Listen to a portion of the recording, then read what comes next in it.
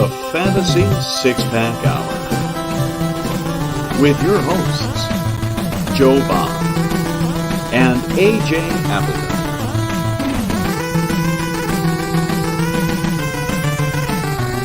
Touchdown!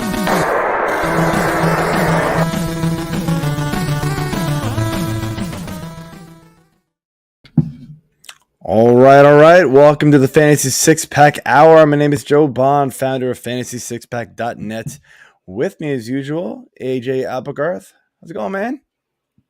Good. Nice little vacay from last week's show. Mike, thank you for taking over.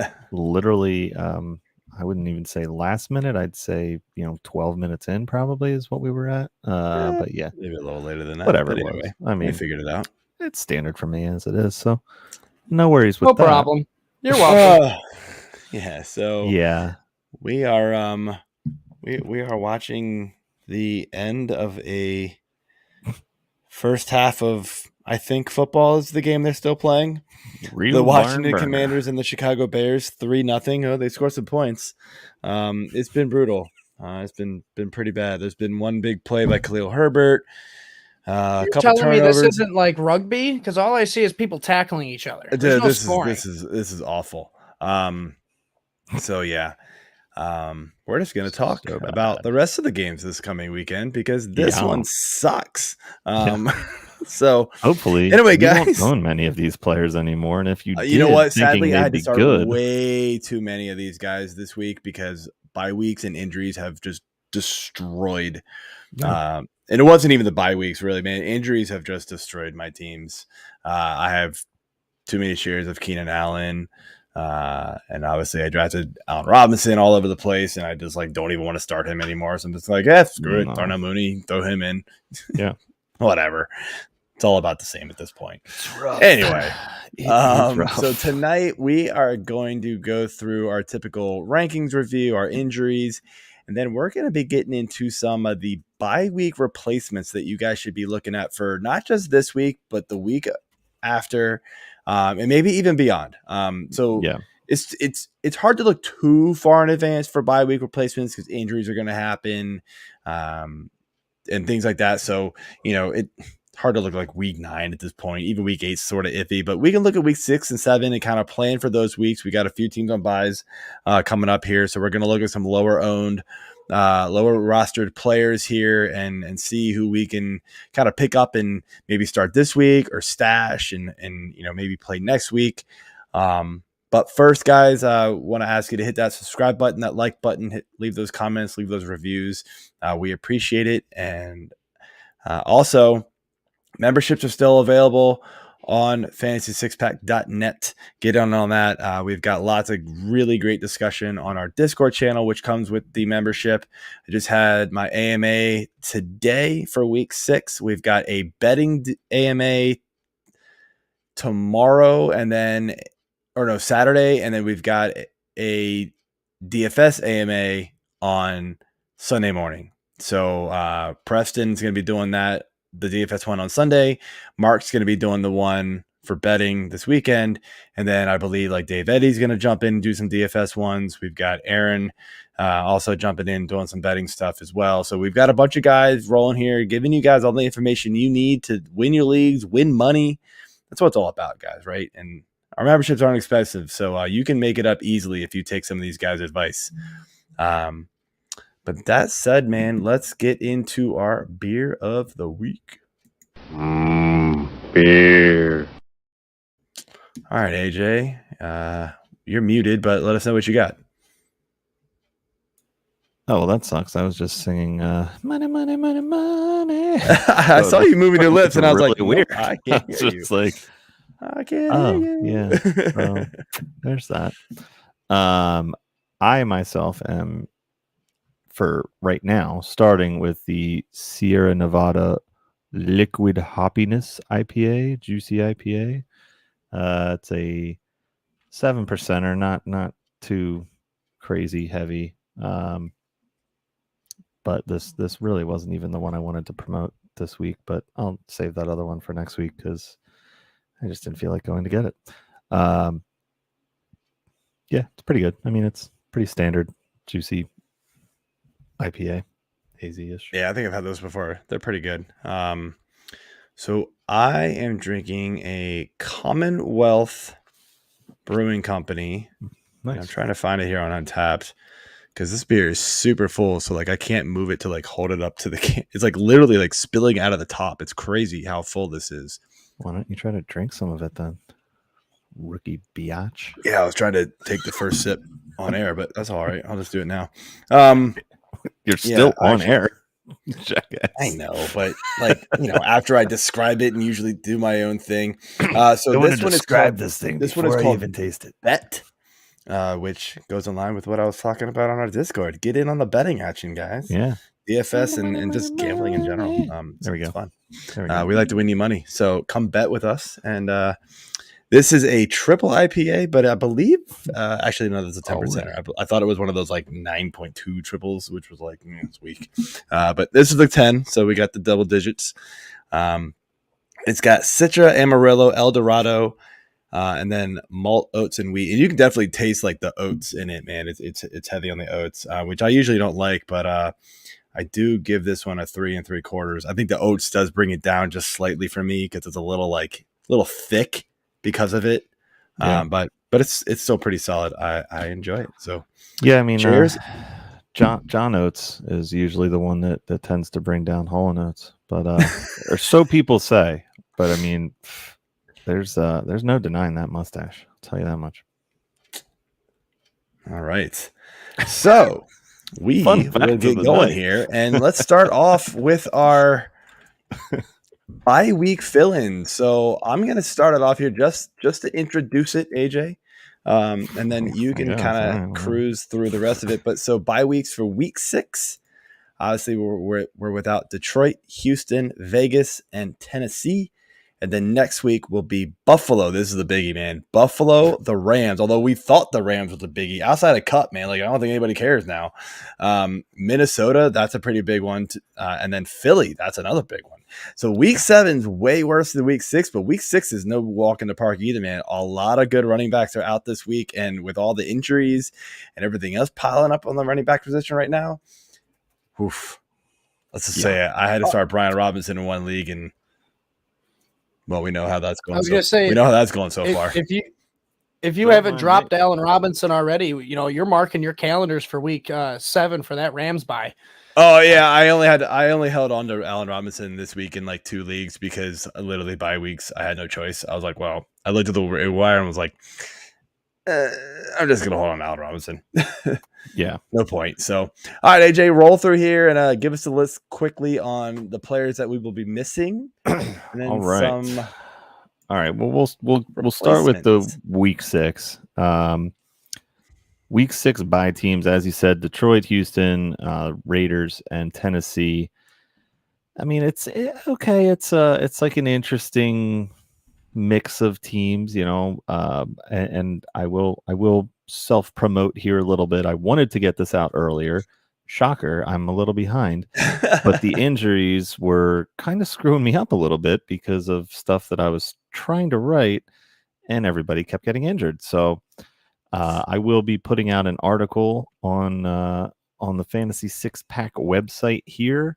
It will be a series of articles, actually. This first one is just going to hit on this week 6 and week 7 losses that we're looking at, and then talk about some of these replacement players. So, yeah, the guys that we're losing here, quarterbacks, kind of run of the mill. I mean, not too many big names here. I feel like Derek Carr is probably the most valuable at this point, but Jared Goff's been playing well. You're going to be losing him. You got Davis Mills has been up and down, and Tannehill's been kind of up and down too. But the way that I looked at it in the article or for the article was really that, to me, these guys are kind of already replacement level, so not too terrible of a loss to have to fill in. Or hopefully, if you're in a 1 quarterback league, you probably already have somebody either on your roster or that you're looking at streamable that you could use for these guys. So then Week 7, though, that's a little different. That's a little different story with the teams we're looking at there for quarterback. Much bigger names and a lot of pain coming to a lot of teams here with Jared Allen. You got Stafford, which okay. Josh Cousins, or Josh Allen. Sorry, Jared Allen. I was like, that doesn't I got sound you. right when it came out. It like, happens. He was defense, I think. Yeah, but Minnesota still all the same. So, former. We got Cousins, who's again kind of a late pick and whatnot. But then we have my boy Jalen Hurts.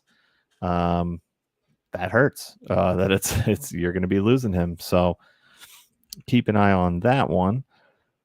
Running backs, on the other hand, now this is where it gets a little more interesting. And again, we could just talk about the loss of the Detroit players, but you've had DeAndre Swift out for a couple weeks as it is already. Yeah.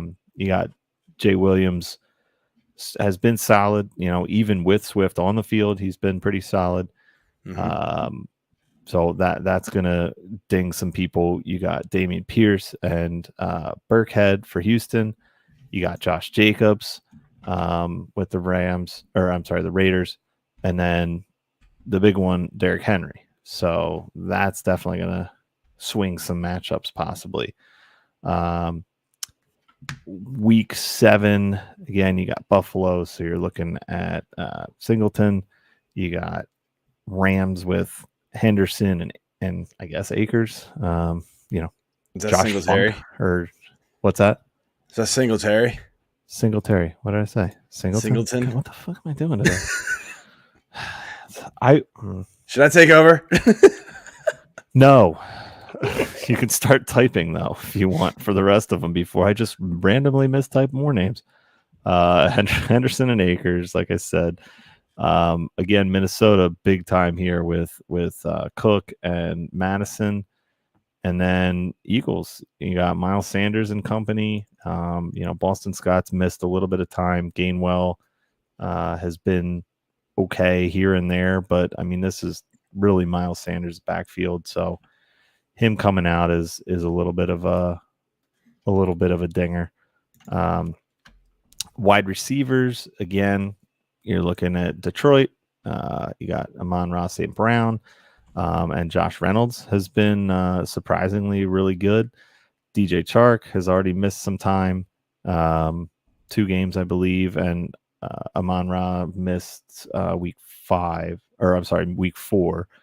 He did play last week, though. Brandon Cooks and your boy Joe, Nico Collins. Bobby Trees, okay. I mean, he's been meh. But again, first round pick here, late first round, early second in Devontae Adams, and then later pick with Renfro. So those guys are definitely kind of climbing up the ladder. And the big thing here too is that you're looking at the positions with fantasy. Okay, if you're in a 1 quarterback league, not that hard to find a fill in. Running backs still standard at 2. But if you might have a couple of these guys on one team, you're hurting. I know I am in a couple of leagues. I've got Williams and Henry out in one league. Mike, I think that's our Dynasty 6-pack league that you're playing me this week. So lucky for you. I'm not in the Dynasty league with you. I said Mike. Is your name sorry. Mike? He did say Mike. Sorry. James, is your name Mike?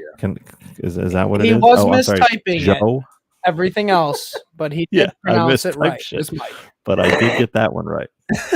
All right. So, all right. Anyway, moving on.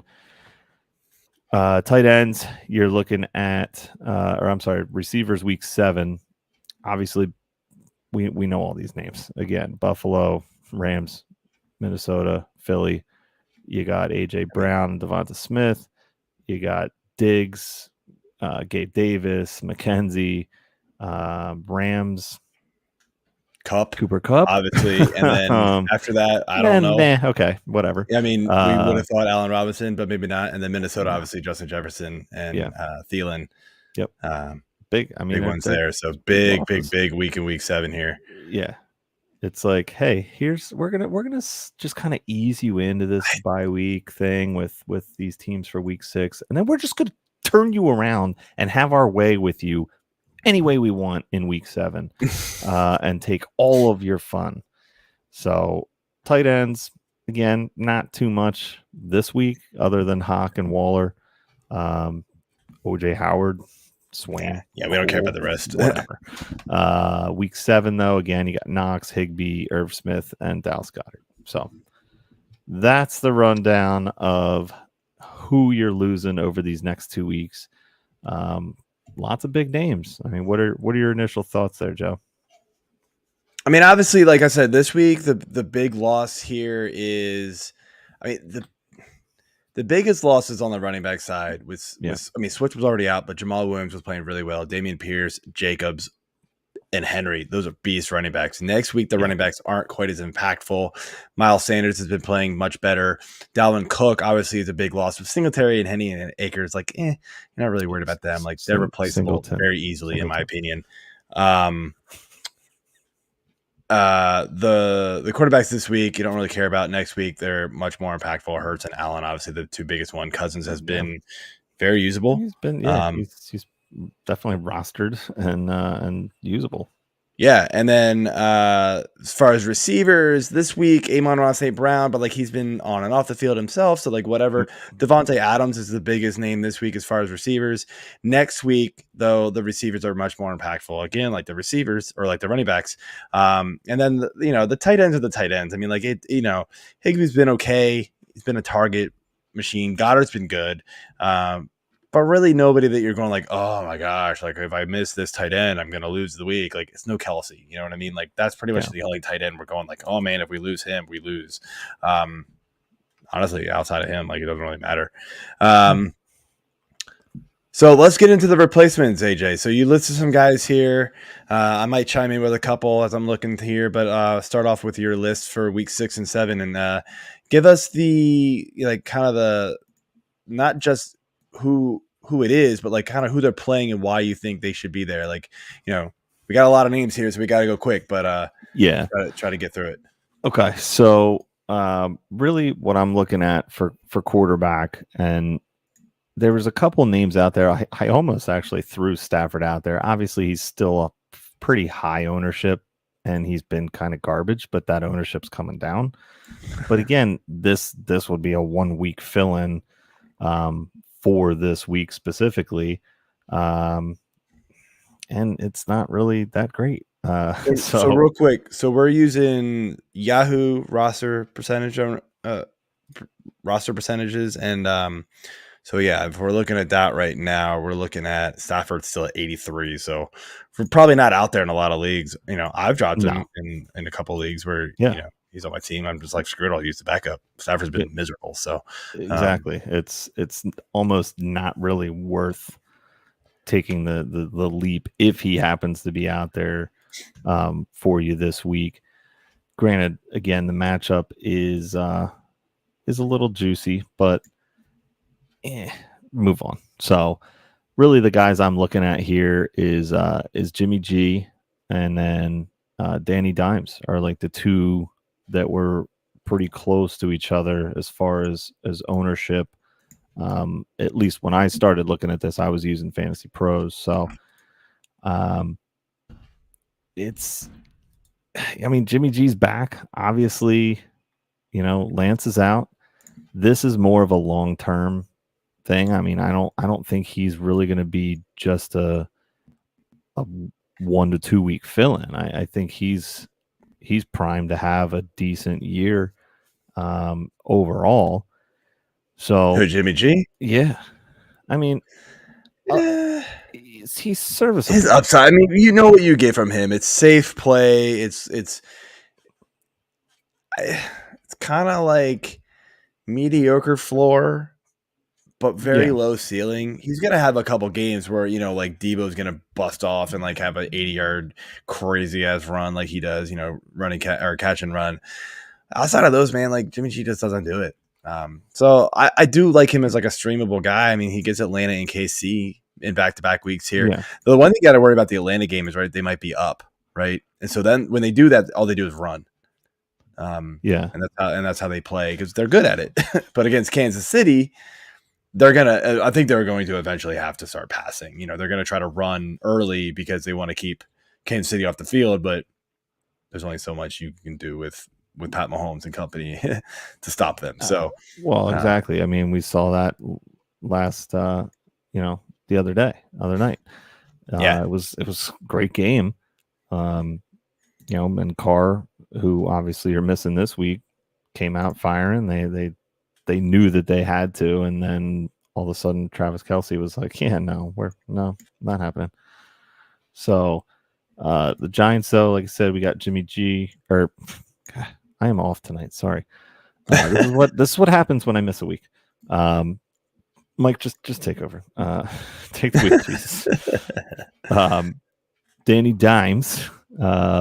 Hashtag sort of suck it, Keith. I mean, there's going to be a lot of at this point. I think we're backtracking on that one a little bit. Sucks, but yeah, it does. Yeah. It does indeed. But I mean, they got Jacksonville this week.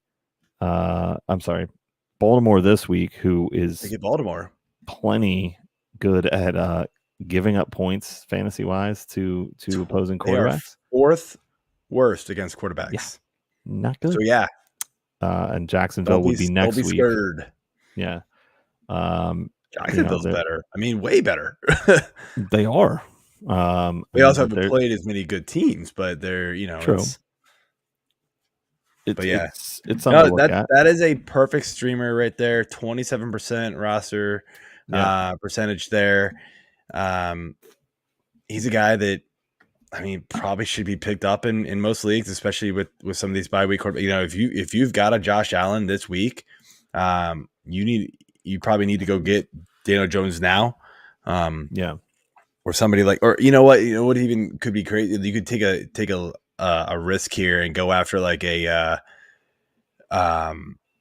Jameis Winston maybe who's been dropped and just hope he comes back from injury, right? By next week. Because next week they get 1, 2, 3, 4, 5. So this week they get Cincy, and then week 7, man, they get Arizona. Yeah, Arizona. I mean, that's a tasty matchup for sure, right? So you like that one. It is, yeah. I mean, basically the Eagles pretty much went through Hurts in that game. And it was a low scoring, close game. Arizona's defense isn't necessarily terrible, but they can be beat. And Winston's a great example of somebody who could beat them pretty easily, I think. So yeah, he's a solid option. Now, going back with Dimes, he's got a bye on week 9. So you're looking at these next 3 games really for him with the Baltimore, Jacksonville, and then at Seattle.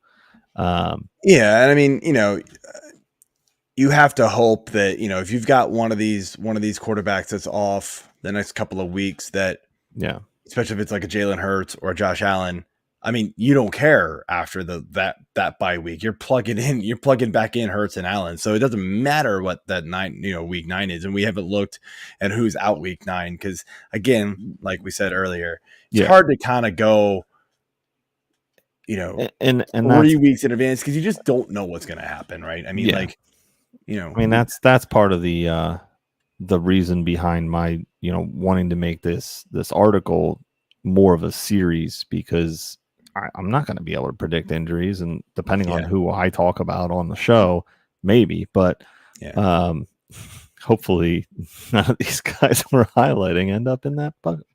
So let's jump into running backs here. And I see you got a few names. You've got Brian Robinson, who's playing tonight, and clearly nobody's doing anything tonight. So I had him listed more as a stash play because he does need to be stashed. He's played.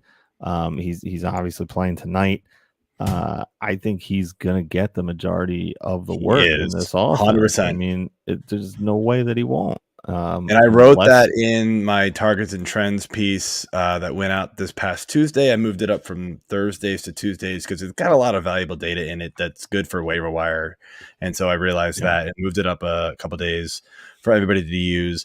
And I highlighted this Washington Commanders team and said that, look, if Ryan Robinson's out there, you got to go get him.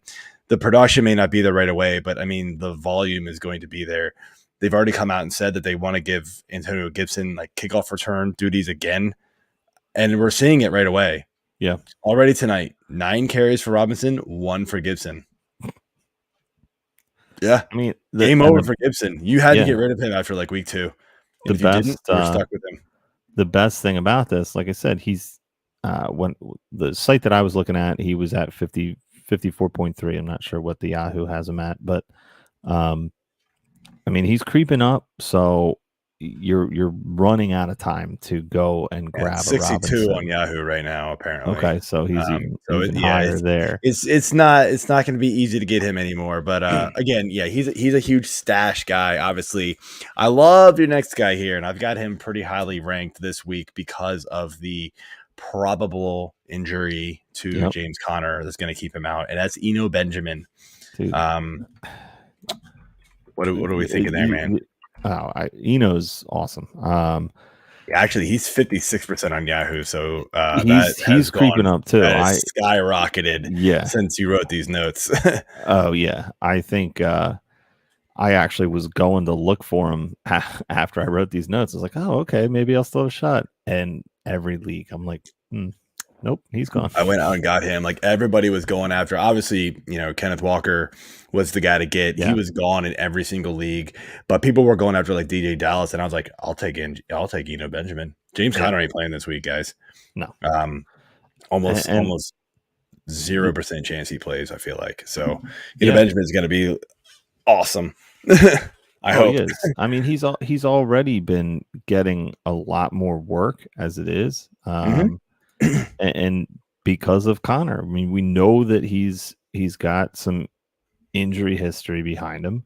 And Arizona doesn't have a deep backfield as it is. So this was the guy to go after. I mean, he had 30% of the rushing attempts last week. Yeah, well, I mean, Conner went out. Share. So. Yeah, so it was creeping up because of Conner going out, but they get Seattle and New Orleans, and Seattle's got the 5th worst defense. That's just like a kind of a standard scoring here. I don't know. I'll switch it to So 5th worst, and then New Orleans. New Orleans is good, so that's going to be a tough one. Yeah. And there's no guarantee that Conner isn't back by week 7, so this might be a 1-week fill-in. But hey, it's a hell of a fill-in, honestly. With all of these guys out this week with buys and injuries, Benjamin's money. Yeah, I mean his, and the other thing that I was really trying to highlight with these running backs was that their bye weeks are late. So, with Robinson, he's week 14. So there's a lot of travel in that. Eno is week 13. So again, he may not have as much of a shot here, but if you did grab him this week, or are able to get him now, I don't know if I'd necessarily drop him right away after Conner comes back. He could be like desperation flex worthy as long as Conner is if Conner is healthy. I want to get your take. I know you got Latavius Murray written down here, and to me that's sort of meh. Coleman I like because he saw a lot of work last week. Even though that is Wilson's backfield, that's a good one. I want to get your quick take on Rachaad White, who's actually only 34% rostered in Yahoo leagues, and their upcoming schedule is very nice. Pittsburgh, Carolina, and then Baltimore. Now, it's a little bit tougher for running backs, but still, man, he's been getting some run, especially in the passing game. What do you like Rachaad White as a potential pickup here? Yeah, and Murray was more of just like a security blanket for Gordon owners. Coleman, I agree, it's Wilson's backfield, but he's familiar with the offense, so don't be And look, surprised they if he activate does him start. the 3rd week in a row, and when you do that, you have to bring him up from the practice squad Yeah. permanently and sign him. So they obviously like the guy enough to do that. I know Tyrion Davis-Price is supposed to be returning from injury this week, but they obviously like Coleman enough to bring up him from the practice squad for the 3rd week in a row. Yeah. So I think there's going to be something there. Yeah, You know, but back it's a to dart throw again with White. these guys, but that's potential. But Rashad Yeah, White, I thought was very intriguing to see the roster. White's I really like the ownership where it is right now. I mean, you could even possibly wait a week. I don't think I would because of the matchups that he's got coming up.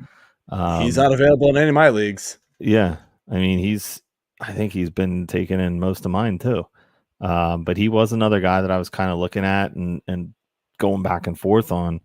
And he gets Seattle in week 10. We don't know what's going to happen with Fournette. I mean, it's still a Tom Brady-led offense. I'm not giving up on Tampa Bay yet. And these receivers have been banged up all year. So who's to say that trend's not going to continue? And TB12 is going to have to start relying more on these backs. It 100%. just opens up more opportunity for them. Yeah, no, and they clearly want to get White involved. They were saying that for weeks, and they finally did it, and they started working. They can't run Fournette into the ground. I mean, this is a playoff hopeful team, a Super Bowl contending team, so they need to keep Fournette fresh, and I think they know that. And the only way to do it is to get White involved, and it's working. So, I agree. Receivers here. So, I'm just going to rip through this, and you give your opinion. Kind of just lead it through here and get this moving along a little bit. So Michael Gallup is the top of your list here as a flyer pickup here or a replacement pickup here, and I'm actually shocked. I know you were using ESPN roster percentages at first, but Yahoo has him at 50 also. Yeah. I just don't think no people got on board with this. Go get him. I mean, his main quarterback is still Dak Prescott, who in theory should be better than Cooper Rush, but Cooper Rush has played pretty damn well. I mean, Dallas is 4-1. Dak's close. I don't. He's not going to play this week, but he should. I don't think he's going to play this week, and I'm okay with that. But yeah, I mean, Gallup. I went and grabbed Gallup early and just stashed him on the IR, and now that he's off, I'm like, okay, well, yeah, I might actually play you this week. I probably won't this week, but yeah, definitely somebody. Tough, but week 7, Detroit. Yeah, well, I say that, but then again, Darius Slay is a little banged up. I mean, Philly's secondary is kind of banged up right now. They're just not where they were a couple weeks ago. So hopefully that changes and they keep rolling. But I definitely like Gallup.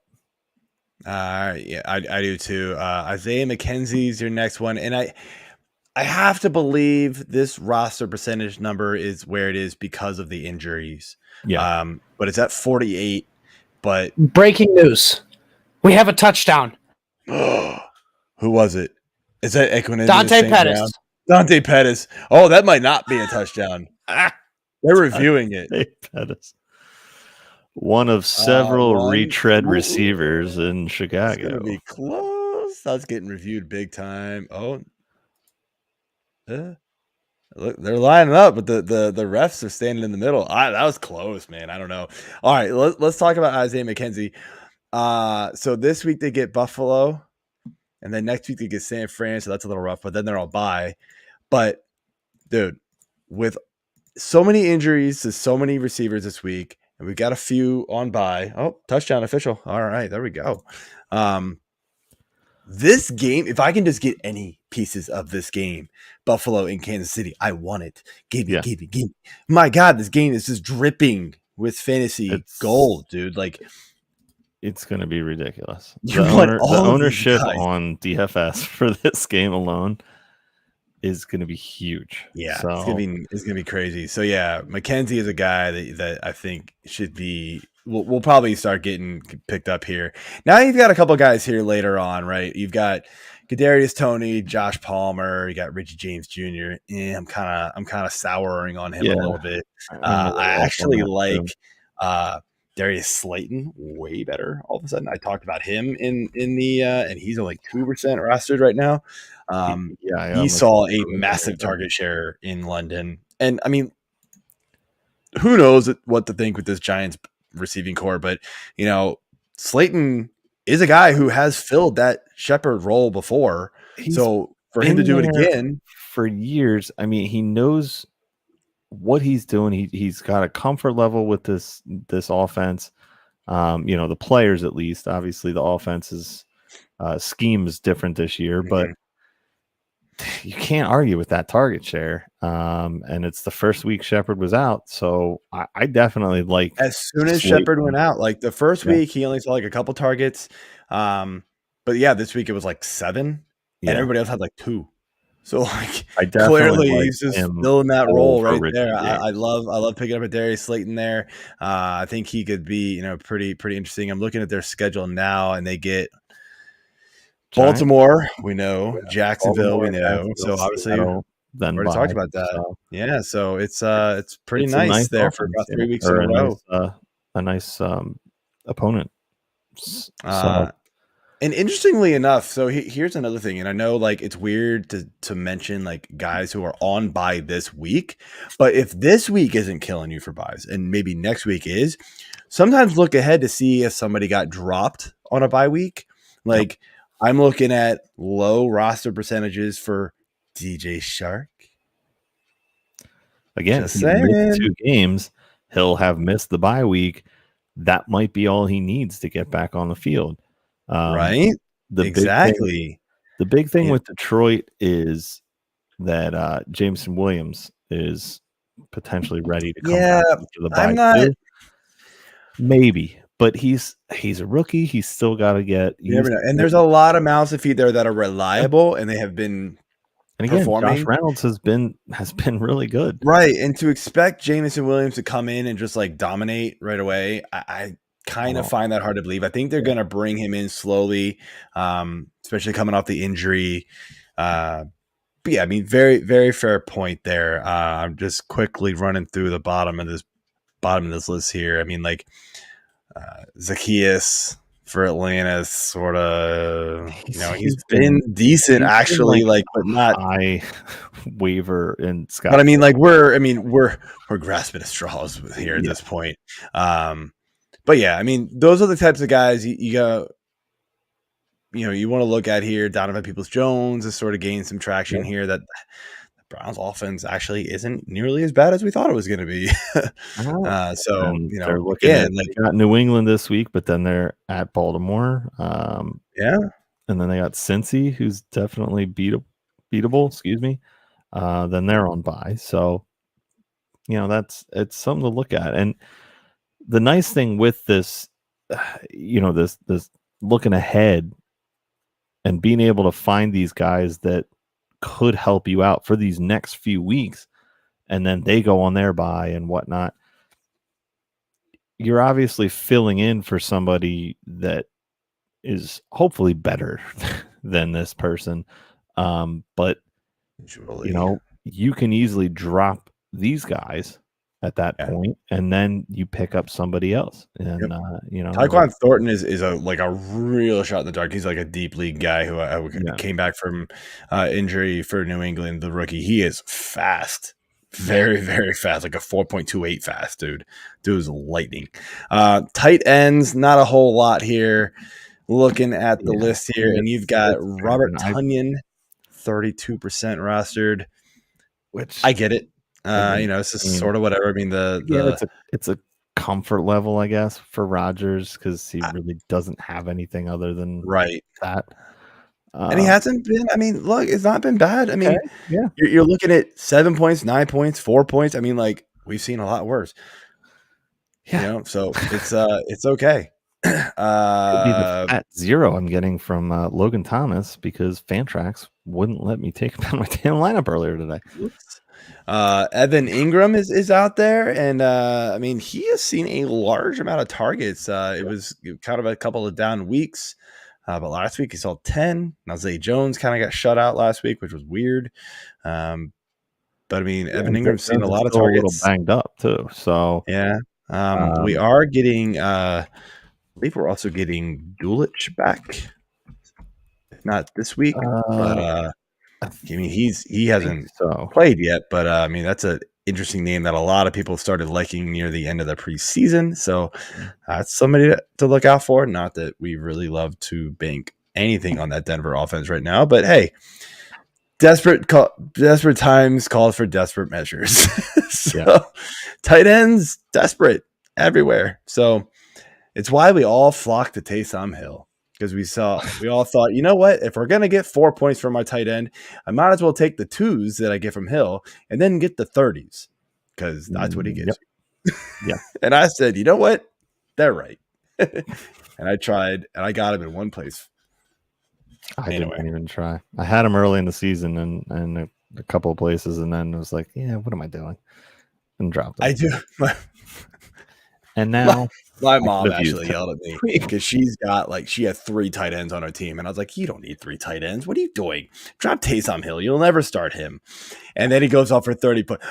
To be fair, she's got Zach Ertz and somebody else like half decent. And I'm like, okay, I'm not starting Taysom Hill over either of those guys that you have. So like, that's where you drop him. But like, I had Cole Kmet at one point, picked up Conklin, and now he's a 0 with Zach Wilson. So it was like, okay, fine, I'll take my chances with Taysom Hill. Like, all I need him to do is fall in the end zone, and he's better than half the tight ends out there. Well, more than half the tight ends, probably 3/4 of the tight ends. So like, there you go. All right, man. So that is it for the bye week replacement talk. You can close out with any final thoughts here you have, but again, I'll hopefully I'll be able to get everything finalized with round 1 of the article series, so we can get that out before this week's games, and then because again, tonight's game just doesn't really count. And then I'll revisit it, next week. Even I'll be looking at guys, because again, next week's gonna hurt, but at the same time, it's going to hurt a lot of people, and hopefully the people you're playing next week are also equally getting, banged as badly as you are. It's as simple as that. So I don't know. No comment on that one. I had so many jokes running through my head. I just went, nope, Don't do it, Joe. Don't do it, Joe. You played Speaking of your head, let's take a quick minute to again promote the Fantasy 6-Pack Shop. Our model here, Mr. Joe Bond, wearing the hat of choice. There's multiple hats on the site, multiple shirts, any kind of swag you guys could want. Go check it out. Sweatshirts, hoodies. Yeah, you got your 3/4 raglan tees. I'm actually thinking about picking one of those up in the Kelly green, rocking my Birds fandom from the days of old. But yeah, check out the store. Do it. It's on the website. You can get there. What is it? fantasy6pack.net/ do it now. store. Or that's a good question. It's either store or shop. I'll tell you in I think it's store. 5 seconds. Or no, it might be shop. You got a 50-50 shot. I know, I'm getting there. One of those. It is Way to go for pimping it. It is store/store. So there you go. All right. So let's jump into my rankings. My favorite segment where you guys get to make me try to feel stupid. But instead I make you feel stupid. Right? Isn't that how it works? I don't know. Wow. Let's just do this. Not usually. It switches off week to week. Exactly. All right. So I will I guess I'll start here and dive in with the quarterbacks.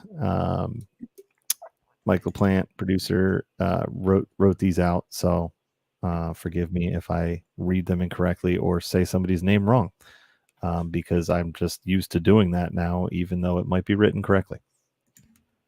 First up, Joe Bond.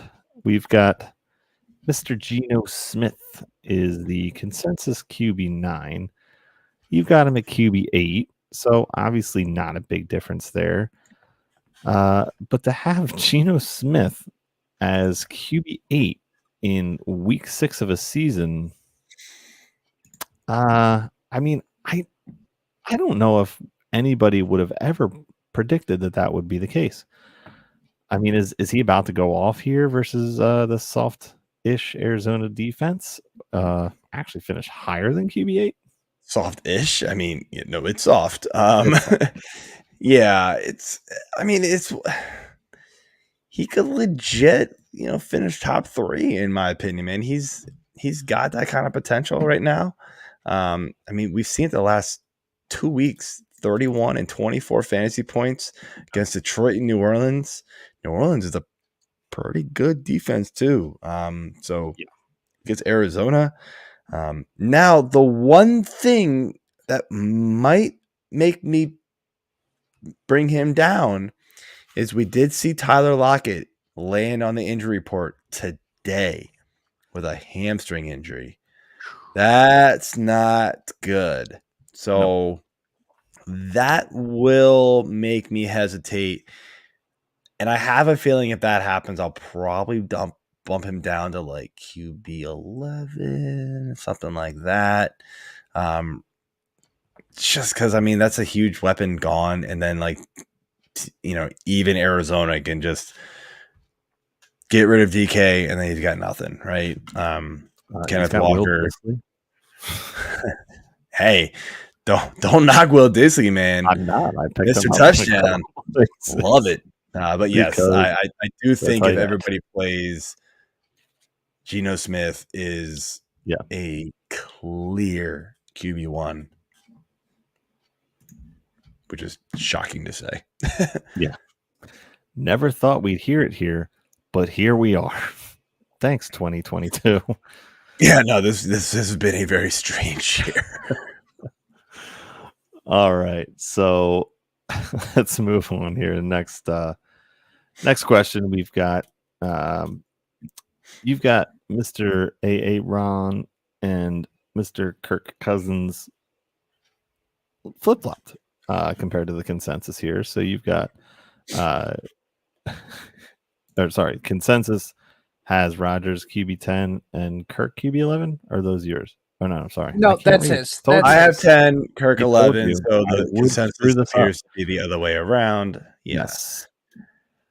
10 10 and 11. Explain your confidence in Rodgers over Kirk. Sound like me. And let's just explain yourself. Explain yourself. I mean, you're splitting hairs here when it comes to that. I mean, I know there's not a lot to go on here with the quarterbacks. They're all kind of what they are. I think everybody's fairly close to the consensus when I looked at it myself. I mean, look, it's the Jets. They're not great, so you got to hope that Rodgers can exploit that. And Dobbs has been coming around. Lazard is actually starting to really get into shape here with him, and so you like the arrow, pointing up for them. Now the second half in London was just bad. I don't know what the hell happened there against the Giants. They got shut out in the second half, which was just amazing. Yeah.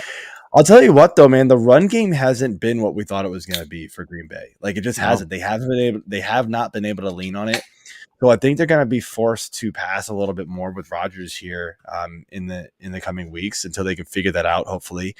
And like Kirk gets Miami.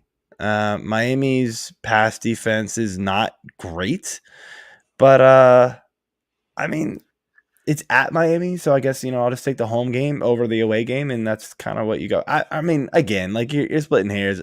This could flip flop by Sunday. I'll be honest. Like this is one of those decisions where it's like, sure. Yeah. I've got to put somebody at 10. I've got to put somebody at 11. I just find it. I find it hard to believe after watching that. Over that that abysmal second half. Alphabetical would go by last name. So you don't have them alphabetically unless you're going by first name. I just told you Aaron over Kirk. Again, I just told you that's wrong. Well, you do things screw you. You are not. You are wrong, not me. Mike, please just take it. Running backs. Move on. On to your running back rankings, Joe. We got a big jump for Ramondre Stevenson this week. You're not the only one. Consensus has him. Where is he right now?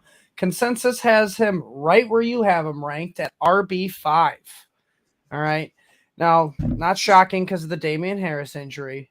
But the shocking part here is if you go down one running back ranking below 5, man, you see our number 1 overall pick this year, Jonathan Taylor. Are we done with the dominant RB1 we saw last year? For now. I mean, I don't know. It's not good, man. And I'll be honest with you. I had a tough time putting Jonathan Taylor 6. I also had a tough time putting him lower than 6. It's one of those like, man, I want to keep going, but you just know that game is there. You know the talent is there. He gets Jacksonville, and they allow the 8th most points to running backs. Like, if there's any team he's going to finally do it against, it's got to be that one, right? I don't know. Jonathan Taylor, I could easily make excuses why he should be top 3. I could easily make excuses why he should be 15th. He's that much of a gamble right now because we just haven't seen it from him outside of week 1? Yeah. Week 1 was good. After that, it's been bad. Really, the volume is there. That's about the only thing you can say. The volume has been there. Week 1 also good for Green Bay's running backs. Since I know, yeah. So good point, AJ. Yeah, good point. Stevenson, by the way, Stevenson's going to eat if Harris is actually out. Now, Harris comes back, somehow plays on this hamstring, or he's been limited practice all week. Limited practice. I think he's still sitting at questionable.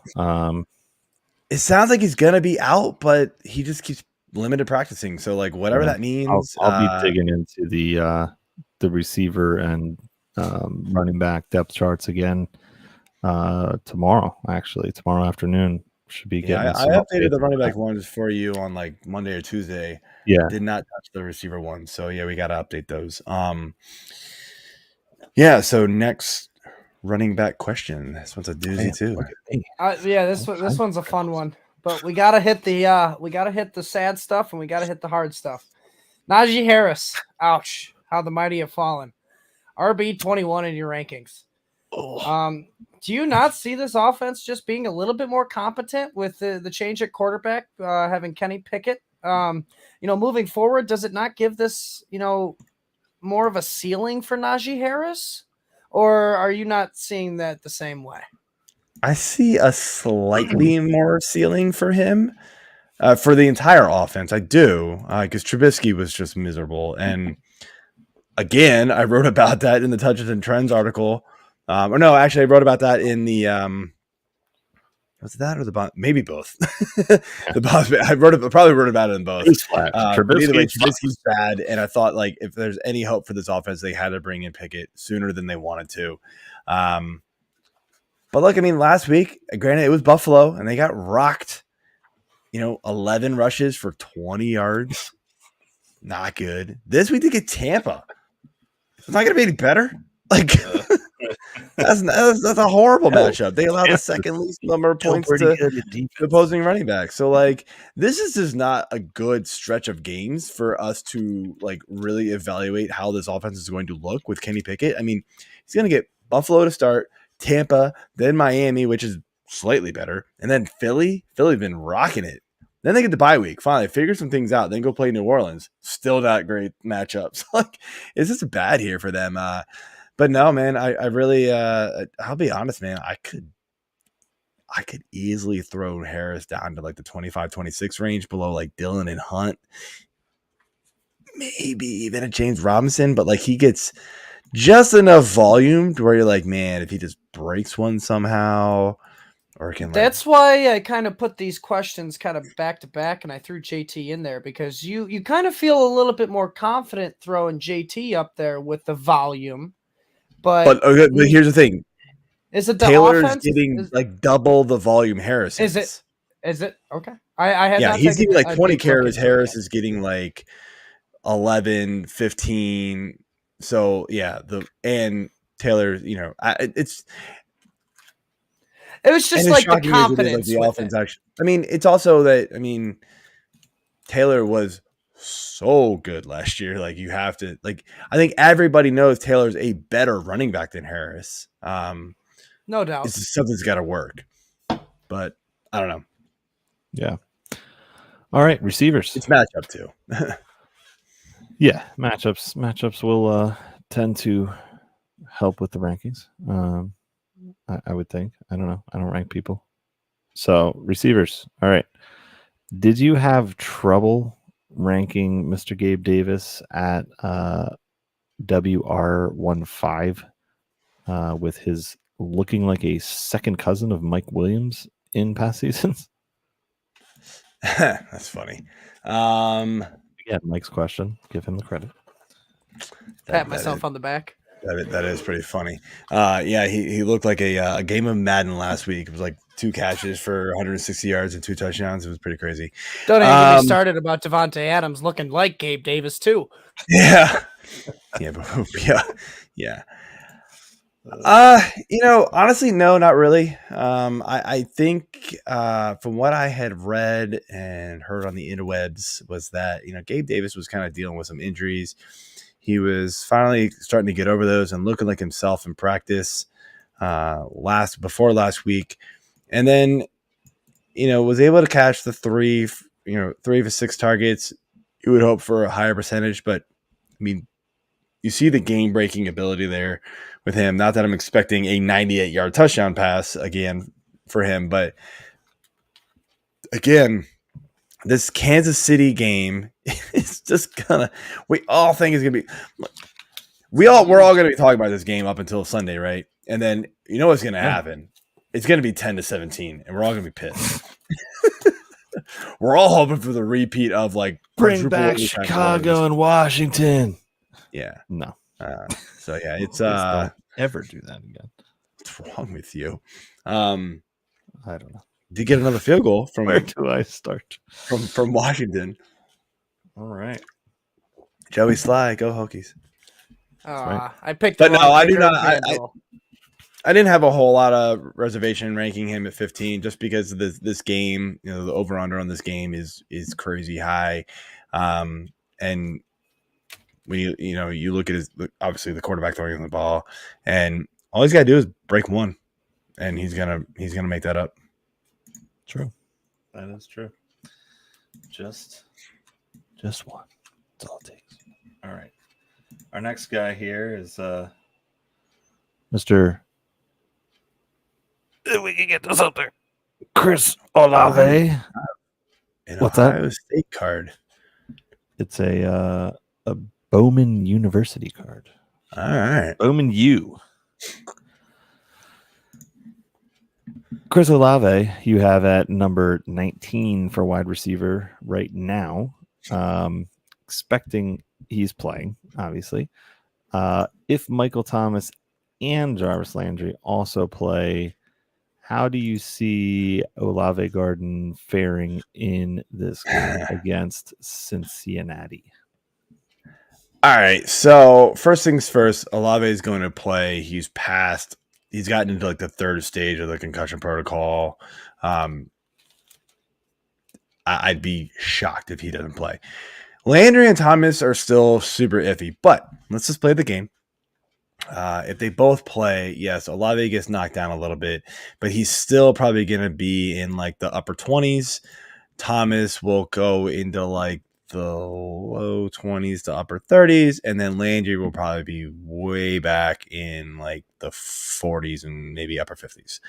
That's just my guess right now. I haven't actually done the projections thinking that they're all going to be healthy, because right now I just don't think they will be. But that would be my guess on it. It is kind of where they've been falling in other weeks when they've all been healthy. Now that we've kind of seen the progression of where the targets are falling. So that would be, I still think Olave is the guy. Okay. All right. Mike, tight ends? If you say so, top 5 ranker. All right. Gotta figure out a way to Man, put my that's- trophies behind me. I know. Is that a dig?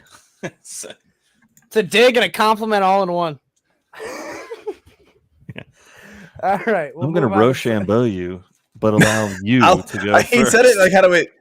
I almost wanted to be like, how? Wait, what? Yeah. You're Thank you. Like I was mad, but then I realized I I'm shouldn't just be. here to make you laugh. All right, so we got a question real quick. So now that we're falling off the rails here, Showtime XIX. Would you do Aaron Jones for Breece Hall? Yes. 100%. Do it. Do it. I would do that as well. Yeah. Yeah. That's an easy one. Breece Hall is he's everything we thought he would be. And we know Jones is dealing with, obviously the split backfield. He's looked good, but he's just not seeing. He's not going to see the work that Hall is going to see. So True. Do that one. Good luck with that. All right, last question here. Tight ends. All right. So with David Njoku as your tight end 7, he is probably, one of the safest players to play from the Browns besides, Nick Chubb and arguably Kareem Hunt. I mean, you have Amari Cooper's inconsistency. You know that. He's get been out of way town. better than I thought he would be, though. This is like the most consistent year he's had. 3 out of 5 games so far. And it's still not consistent. But it's 3 out of 5 games. He's been phenomenal, and that's better than he's almost ever done. That's fair, but I think he hit his limit. Yeah, it's usually 3. Cool. I've already hit 3 games. I've earned my contract. And then you guys need me? I'll be at the bar. Kareem Hunt's issue is really he just can't score right now. It's Nick Chubb reaping the benefits here. So I mean, my question here is Njoku and Chubb probably the safest Browns to play moving forward? With the tight end landscape being the way given what's going on with tight ends, sure. I mean, we're thinking about starting Taysom Hill this week. Come on. I mean, yeah. I am. Yeah. I mean, yeah. Given the tight end landscape, that's I can do that. I would probably still, and I hate saying this, but I would probably still put Cooper as slightly safer than Njoku just because it's still a tight end. I'm recording at least Cooper's seeing, a fairly healthy number of targets. I mean, we're seeing 6, 10, 11, then 4. That was a weird one against Atlanta of all teams, and then 12. So we're seeing him just being peppered with targets. So that makes him safer in my book than Njoku. But as far as tight ends go, yeah, he's probably safer among, within his position. Sure. I'll go with that. Haha, you fell right into my trap. I got you to say something nice about Amari Cooper. Hey, I've got to believe at least a little bit he's still on one of my teams. Did you ever think you would say something nice about Amari Cooper? No. And this is 2 days in a row I've been asked about Amari Cooper, and I hate it. I was on the Fantasy Pros podcast yesterday, and they asked me about Amari Cooper, and I was like, ugh.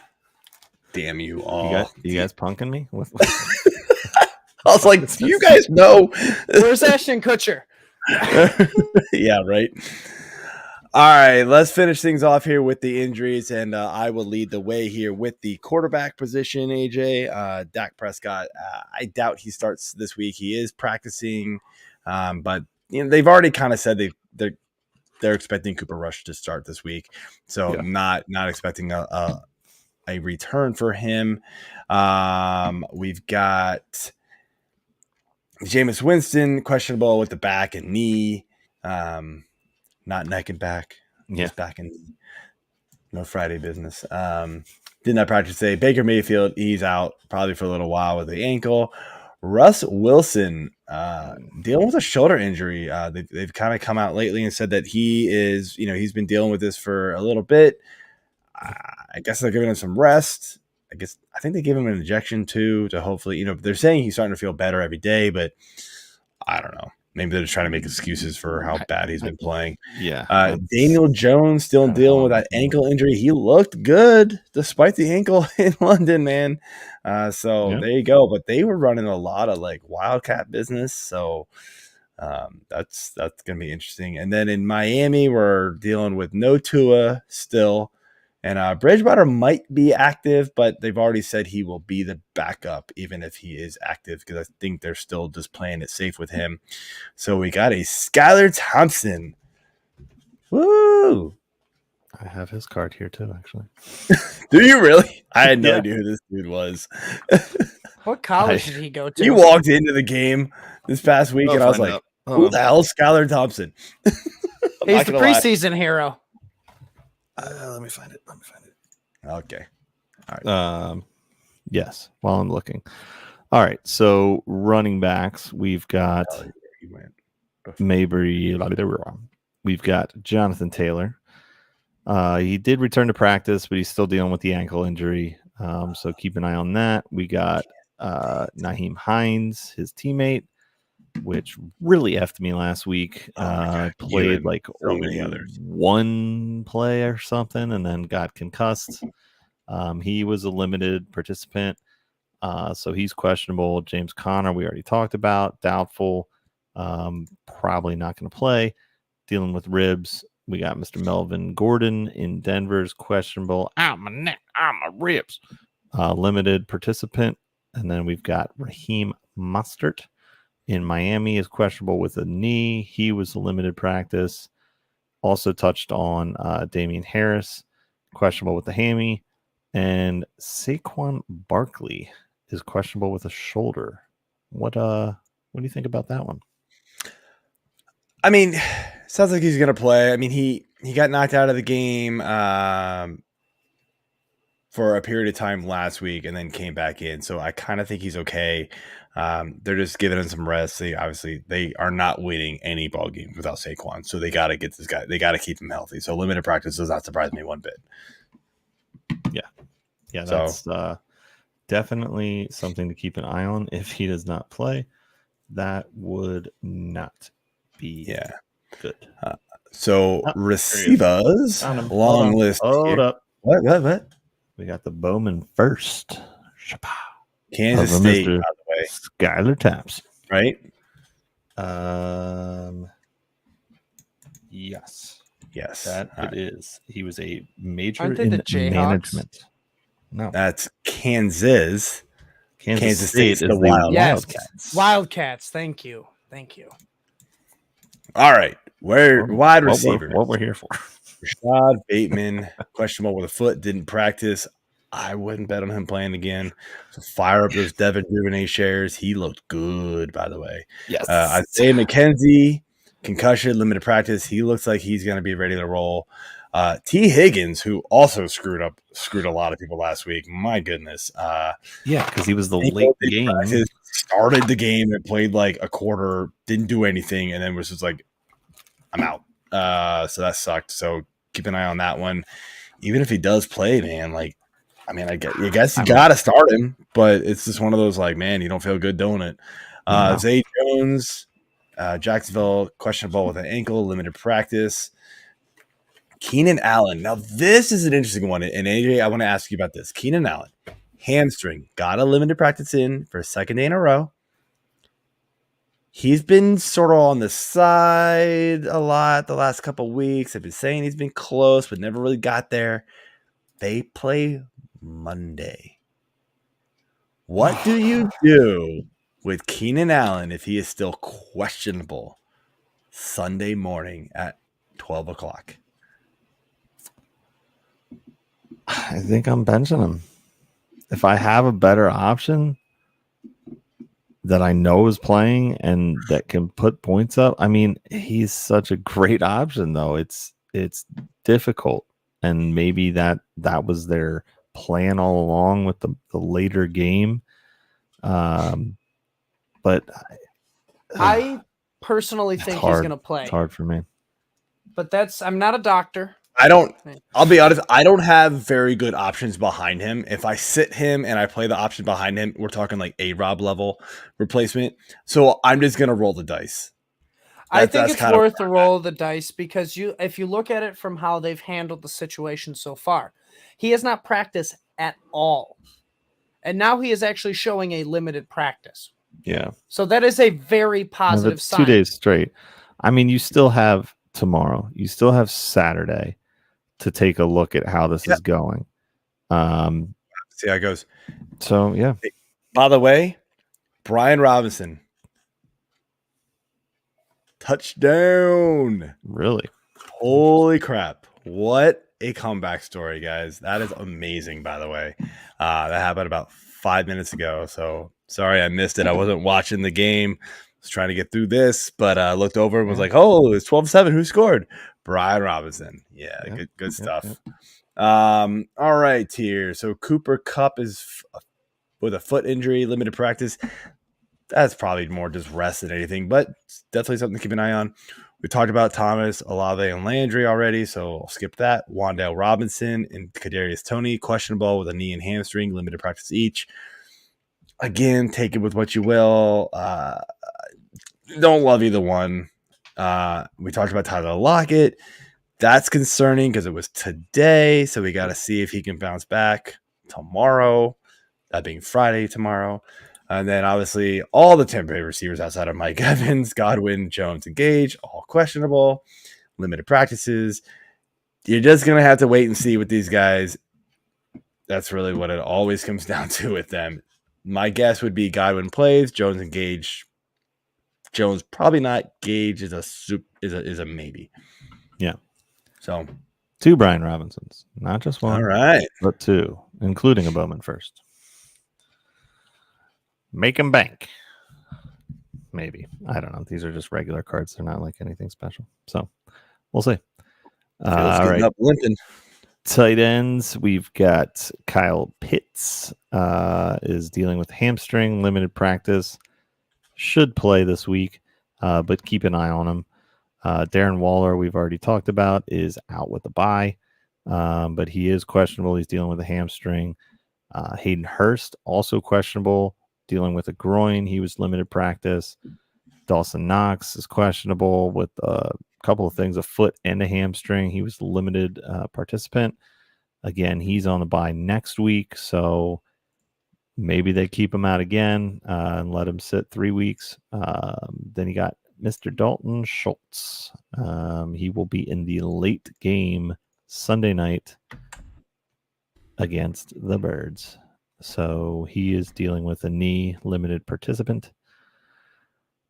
Questionable. That's all we got. Can I ask you one question about the tight ends here? How comfortable are you starting Kyle Pitts if he was on your roster and he returns this week? I'll tell you where I've got him ranked after you answer. I would probably start him. So I do have him at tight end 11. I've got guys who are probably available in some leagues. I've seen Hayden Hurst get picked up this week. Obviously, we got Taysom Hill get picked up. Njoku might be out there. We got some dudes right around that Kyle Pitts level. Guys. I don't feel good about Kyle Pitts, man. They're keeping him in the block far too often. It's because Mariota sucks. I know all the potential is there in the world for Kyle Pitts. Just don't like it. And he gets San Fran this week. No, I mean, it's not a great matchup, man. I can't do it. If he blows up and goes top 3 on me, I'll eat my words. I don't care. But the odds are not in his favor right now. So, yeah. All right, man. So that is it for the show.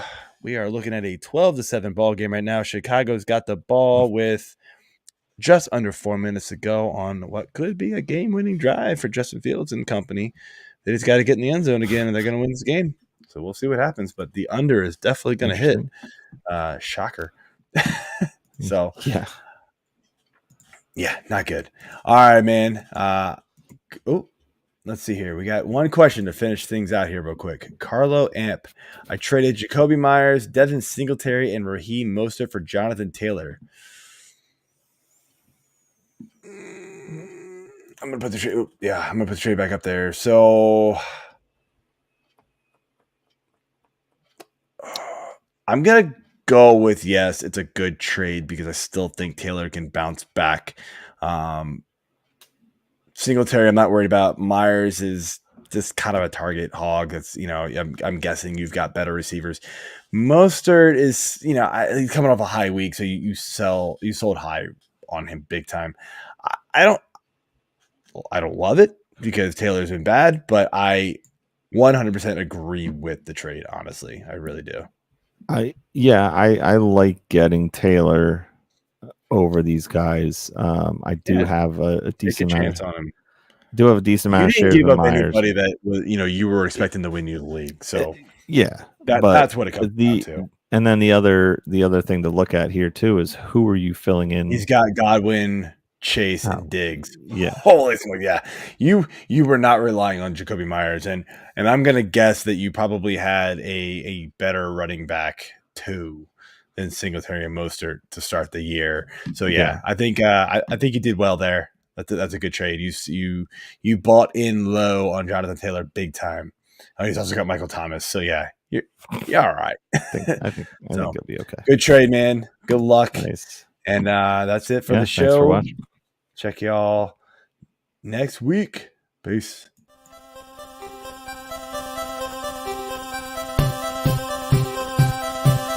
The Fantasy Six-Pack Hour with your hosts, Joe Bob and AJ Appleton.